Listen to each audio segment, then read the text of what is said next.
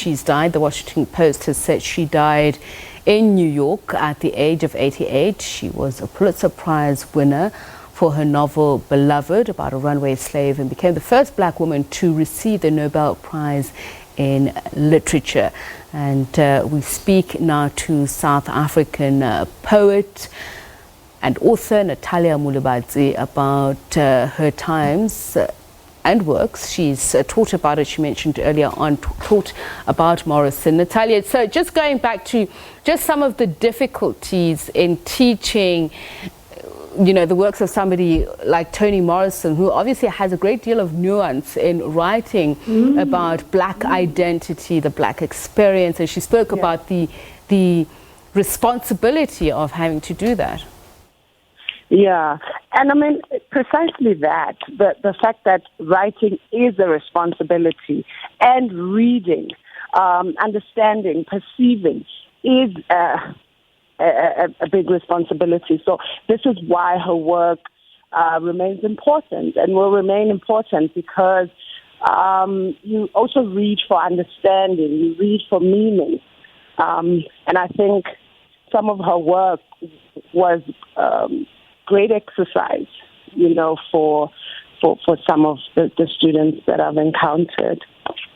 And how do they receive it? How do they read it? I mean, different era for some. She's talking about slavery. In Beloved, it talks about a woman who kills her child in order to save her from slavery. But there's also the issue about feminism and literary criticism. How do they interpret her works? I mean, the importance of feminism, for example, that our ancestors were doing feminism before there was even, you know, words that we use as, you know, feminism. It's always been there, you know. So it kind of gives you a history of black feminist ideals and black feminist thought, you know, beyond the kind of Western feminism as we know it today. Go ahead. Yes, go ahead. So yes, her work has always been that it's a celebration, but it's also a wrestling with history, with language, with meaning. So it's good to have work like that because it forces one to really think critically. And just looking at the writers that we have today, are they bold enough to speak about some of those struggles in such a way that they not only set the tone but open up debate about things like that? I mean, some of her works have been banned because of the rawness and honesty of them. I think her work, fortunately, her work will outlive all of us because of those issues of its boldness and its honesty, and it will continue to teach us. And yes, we have writers, in South Africa and globally, black women writers who are bold. Bomme Miriam Tladi were bold even in their time in this country, in the difficulty of being banned for what you think and what you write. So these women will always be inspiration and will always be reference to all of us when we struggle with truth, and what truth can do, to you as a person, to your own work, to your freedom. So just tell us about your experiences of reading her works. What are some of your favorite? And perhaps who introduced you to Toni Morrison? Wow, I actually don't remember who introduced me to Toni Morrison. I think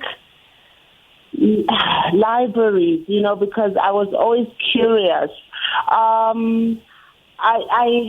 I'm trying to think. A number of people have suggested, a writer, Tabiseng Motsimne is one of the people who have always, discussed Toni Morrison's work with me. I'm thinking of Sula right now as a book that will always have place. I mean, I've read everything and reread Song of Solomon, jazz, love. I can't even say there is one particular, the bluest eye, one particular word, because everything makes a mark in a different way. The way in which she dances with words. I think she is a writer's writer. You know, she's the kind of writer that writers read and reread in order to find words and to find the impact of words.